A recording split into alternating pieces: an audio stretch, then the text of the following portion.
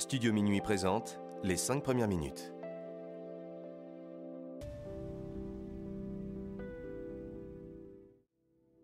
Germinal de Émile Zola. Germinal est un roman d'Émile Zola publié en 1885. L'action se déroule dans le nord de la France de 1866 à 1867. Étienne Lantier se fait embaucher comme mineur à Montsou, par la compagnie qui exploite les mines de charbon. Il travaille dans l'équipe de Maheu et de sa fille Catherine, dont il tombe amoureux. Il découvre le travail de la mine, dur et fatigant, la poussière de charbon et les salaires de misère. Lantier, révolté, veut quitter la mine mais rencontre Rasseneur, ancien mineur qui tente d'unir les mécontents. Germinal est un roman naturaliste. Il a l'ambition de décrire la vie réelle. Mais c'est aussi un roman engagé parce qu'il défend une cause. Il prend parti pour que changent les conditions de vie des mineurs qu'il décrit. Dans la plaine rase, sous la nuit sans étoiles, d'une obscurité et d'une épaisseur d'encre, un homme suivait seul la grande route de Marchienne à Montsou. 10 kilomètres de pavés coupant tout droit, à travers les champs de betteraves. Devant lui, il ne voyait même pas le sol noir, et il n'avait la sensation de l'immense horizon plat que par les souffles du vent de mars, des rafales larges comme sur une mer glacée, d'avoir balayé les lieux de marais et de terre nue. Aucune ombre d'arbre ne tachait le ciel. Le pavé se déroulait avec la rectitude d'une jetée, au milieu de l'embrun aveuglant des ténèbres. L'homme était parti de Marchienne vers 2 heures. Il marchait d'un pas allongé, grelottant sous le coton aminci de sa veste et de son pantalon de velours.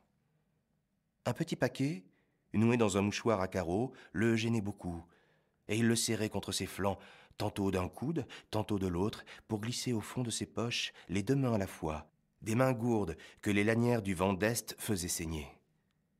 Une seule idée occupait la tête vide d'ouvrier sans travail et sans gîte, l'espoir que le froid serait moins vif après le lever du jour. Depuis 1 heure, il avançait ainsi, lorsque sur la gauche, à 2 kilomètres de Montsou, il aperçut des feux rouges. 3 brasiers brûlants au plein air, et comme suspendus. D'abord il hésita, pris de crainte, puis il ne put résister au besoin douloureux de se chauffer un instant les mains. Un chemin creux s'enfonçait. Tout disparut. L'homme avait à droite une palissade, quelques murs de grosses planches fermant une voie ferrée, tandis qu'un talus d'herbe s'élevait à gauche, surmonté de pignons confus, d'une vision de village aux toitures basses et uniformes. Il fit environ 200 pas. Brusquement, à un coude du chemin, les feux reparurent près de lui, sans qu'il comprît davantage comment ils brûlaient si haut dans le ciel mort, pareil à des lunes fumeuses. Mais, au ras du sol, un autre spectacle venait de l'arrêter. C'était une masse lourde, un tas écrasé de construction, d'où se dressait la silhouette d'une cheminée d'usine. De rares lueurs sortaient des fenêtres encrassées. 5 ou 6 lanternes tristes étaient pendues dehors, à des charpentes dans les bois noircis, éclairaient vaguement des profils de tréteaux gigantesques. Et de cette apparition fantastique, noyée de nuit et de fumée, une seule voix montait, la respiration grosse et longue d'un échappement de vapeur qu'on ne voyait point. Alors, l'homme reconnut une fosse. Il fut repris de honte. À quoi bon? Il n'y aurait pas de travail. Au lieu de se diriger vers les bâtiments, il se risqua enfin à gravir le terri, sur lequel brûlaient les 2-3 feux de houille, dans les corbeilles de fonte, pour éclairer et réchauffer la besogne. Les ouvriers de la coupe à terre avaient dû travailler tard. On sortait encore les déblais inutiles. Maintenant, il entendait les moulineurs passer les trains sur les tréteaux. Il distinguait des ombres vivantes culbutant les berlines près de chaque feu. « Bonjour », dit-il en s'approchant d'une des corbeilles. Tournant le dos au brasier, le charretier était debout. Un vieillard, vêtu d'un tricot de laine violette, coiffé d'une casquette en poil de lapin. Pendant que son cheval, un gros cheval jaune, attendait dans une immobilité de pierre qu'on eût vidé les 6 berlines montées par lui.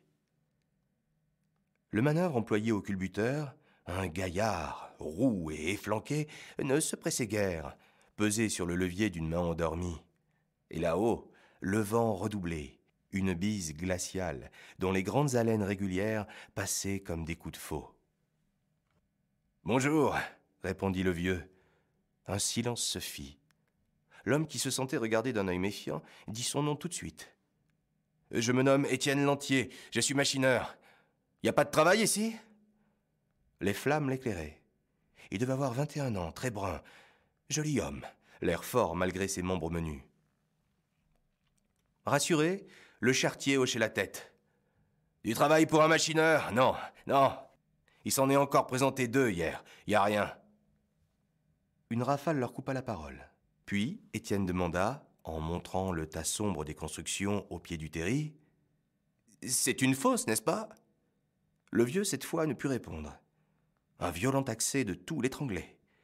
Enfin, il cracha, et son crachat sur le sol empourpré laissa une tache noire. « Oui, une fosse, le Voreux. Tenez, le coron est tout prêt. » À son tour, de son bras tendu, il désignait dans la nuit le village dont le jeune homme avait deviné les toitures. Mais les 6 berlines étaient vides. Il les suivit sans un claquement de fouet, les jambes raidies par des rhumatismes. Tandis que le gros cheval jaune repartait tout seul, tiré pesamment entre les rails sous une nouvelle bourrasque qui lui hérissait le poil. Le Voreux, à présent, sortait du rêve. Étienne, qui s'oubliait devant le brasier à chauffer ses pauvres mains saignantes, regardait, retrouvait chaque partie de la fosse. Le hangar goudronné du criblage, le beffroi du puits, la vaste chambre de la machine d'extraction, la tourelle carrée de la pompe d'épuisement. Cette fosse tassée au fond d'un creux, avec ses constructions trapues de briques, des récents s'acheminer comme une corne menaçante, lui semblait avoir un air mauvais de bête goulue, accroupie là pour manger le monde. Tout en l'examinant, il songeait à lui, à son existence de vagabond, depuis 8 jours qu'il cherchait une place. Il se revoyait dans son atelier du chemin de fer, giflant son chef, chassé de l'île, chassé de partout. Le samedi, il était arrivé à Marchienne, où l'on disait qu'il y avait du travail, aux forges, et rien, ni aux forges, ni chez Sonneville. Il avait dû passer le dimanche caché sous les bois d'un chantier de charronnage, dont le surveillant venait de l'expulser à 2 heures de la nuit. Rien, plus un sou, pas même une croûte. Qu'allait-il faire ainsi par les chemins, sans but, ne sachant seulement où s'abriter contre la bise? Oui, c'était bien une fosse. Les rares lanternes éclairaient le carreau. Une porte brusquement ouverte lui avait permis d'entrevoir les foyers des générateurs dans une clarté vive. Il s'expliquait jusqu'à l'échappement de la pompe, cette respiration grosse et longue, soufflant sans relâche, qui était comme l'haleine engorgée du monstre.